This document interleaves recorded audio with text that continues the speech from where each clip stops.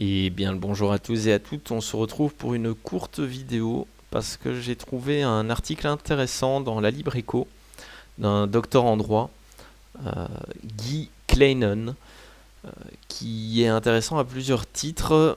Il avance de bons arguments contre la taxe sur les plus-values, la fameuse, mais certains de ces arguments sont pour moi assez dangereux en fait, car vous le verrez, il conteste la taxe sur les plus-values, mais certains arguments en fait pourraient se retourner contre nous.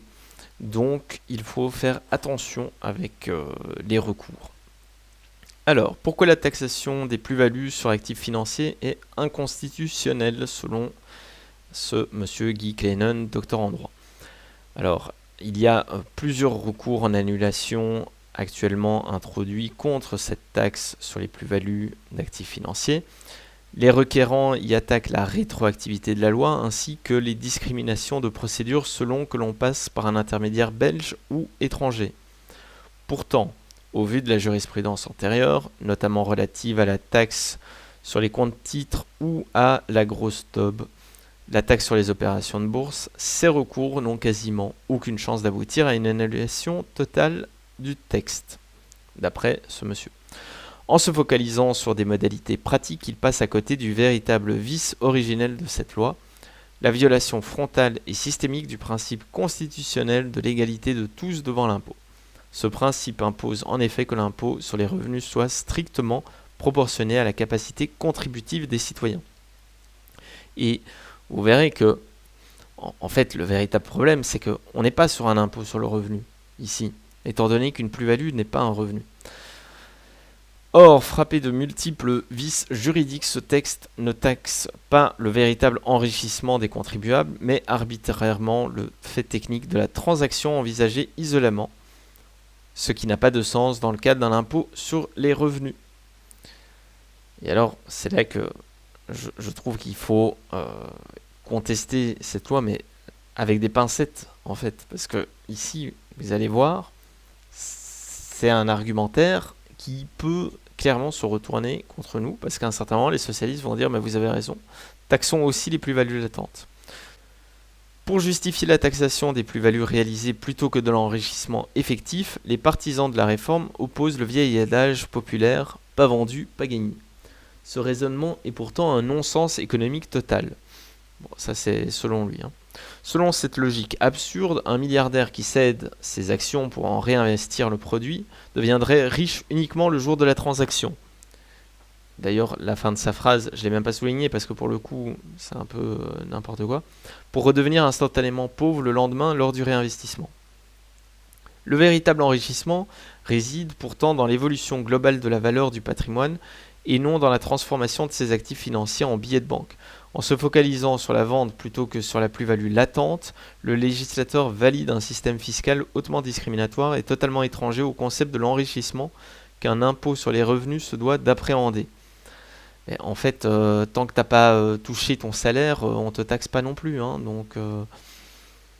Par contre, là où je le rejoins, c'est effectivement les ultra riches en fait ne doivent pas vendre leurs actifs pour financer leur train de vie.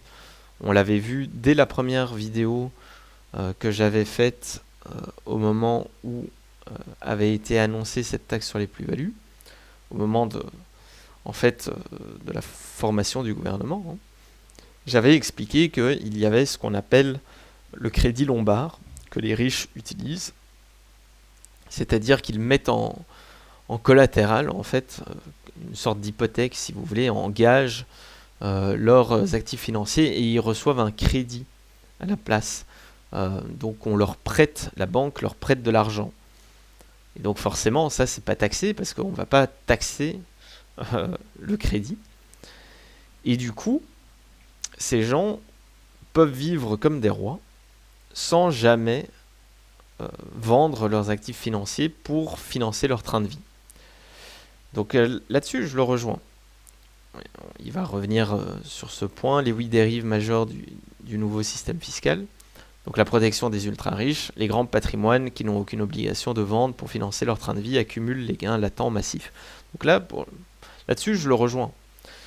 Je le rejoins totalement. La pénalisation des accidents de vie. Donc là, à contrario, il explique que les petits porteurs, donc nous, le petit peuple, la masse, qui investissons, nous, on risque de vendre à un moment sans qu'on l'ait forcément décidé, mais simplement parce qu'il faut remplacer une chaudière ou notre voiture a craché, etc. La transformation de l'impôt sur le revenu en un impôt sur le capital. Donc là, effectivement, il y a un véritable problème. Moi, c'est plutôt là-dessus que j'attaquerai. Ce n'est pas un impôt sur le revenu. Si un portefeuille de 100 double de valeur sur une période plus ou moins longue, sa vente engendre une plus-value de 100. Après sa taxation au taux théorique de 10%, le patrimoine final passe de 200 à 190. Ce prélèvement consécutif à la vente ampute directement le capital initial à hauteur de 5%, ce qui est incompatible avec le concept d'impôt sur le revenu. Donc là, je le rejoins, mais alors du coup, mec, il faut faire attention à tes propos sur les plus-values latentes, parce qu'en fait, les socialistes, ils attendent que ça, en fait. La prochaine étape, c'est taxer les plus-values latentes. Enfin, les prochaines étapes, c'est augmenter le taux, passer de 10% à 20, puis 30, puis 40. Mais l'étape encore ultime pour eux, c'est après taxer les plus-values latentes. La taxation d'un enrichissement fictif. Le système isole de manière absurde chaque transaction sans analyser la situation globale de l'année civile. Par exemple, si une plus-value de 100 a été réalisée, mais que l'exercice se solde par une perte globale non réalisée de 500, l'impôt sera dû sur une plus-value inexistante de 100. Cette taxation transforme une fois de plus cet impôt sur les plus-values en un impôt confiscatoire sur le capital. Je suis d'accord, mais du coup, fais attention à tes arguments, encore une fois, parce que les socialistes voudront faire une taxation sur la plus-value latente. Et donc là, tu leur donnes un argument supplémentaire. Regardez, nous, on est des gentils, les socialistes. Regardez, dans cet exemple-ci, vous allez être taxé alors que votre portefeuille global est en négatif.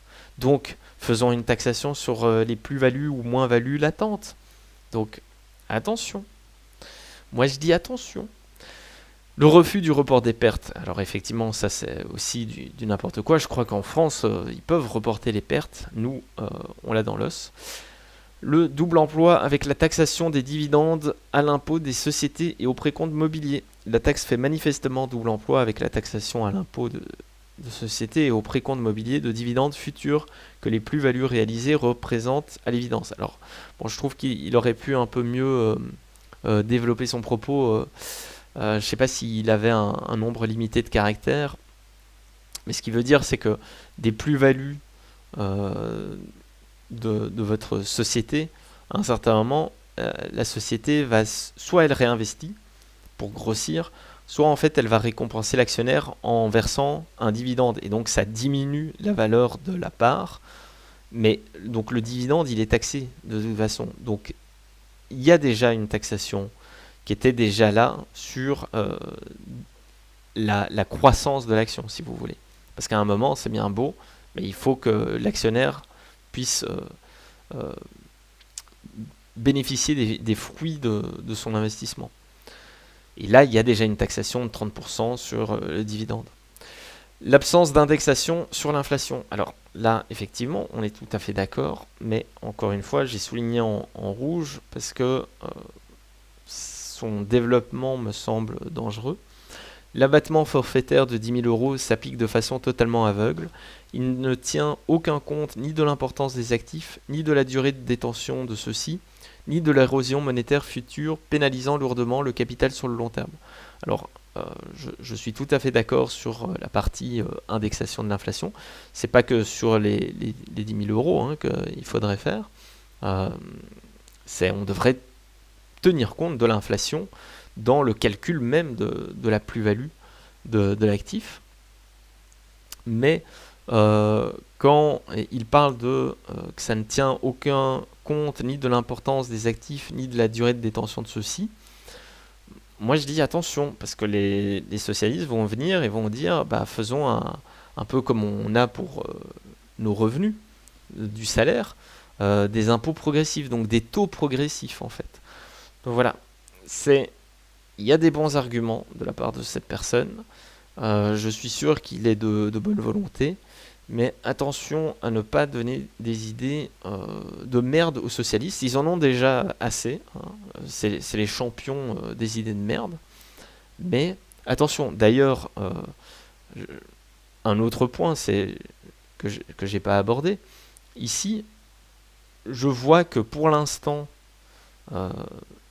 Yann Jambon, donc le ministre de la honte, qui a créé cette taxe de merde, alors ok, sous la pression de Voreut, des socialistes flamands, mais maintenant, j'ai cru lire un article disant que il voulait que les citoyens investissent plus en bourse et donc prévoir peut-être un compte protégé qui serait moins taxé. Mais mec, faut arrêter de te foutre de notre gueule. C'était pas taxé. Il fallait faire de la pédagogie pour que les gens investissent plus. Toi, tu as fini par taxer la plus-value et maintenant tu veux créer encore un système, encore complexifier le bazar avec un compte différent pour de l'investissement fléché, hein, en plus. Faut pas se leurrer. Lorsque l'État vous donne une carotte fiscale pour investir dans un truc, fouillez, hein. Généralement, c'est de la merde. Et alors le 8e point, bon, ça ne nous concerne pas vraiment, c'est plus pour les propriétaires de sociétés. Donc nous, on est une chaîne pour les petits porteurs, donc ça ne nous concerne pas. Bref, j'espère que cette vidéo vous a plu. N'oubliez pas de vous abonner, de liker et de commenter. Ça aide pour le référencement de la chaîne. Je vous dis à bientôt. Salut, salut.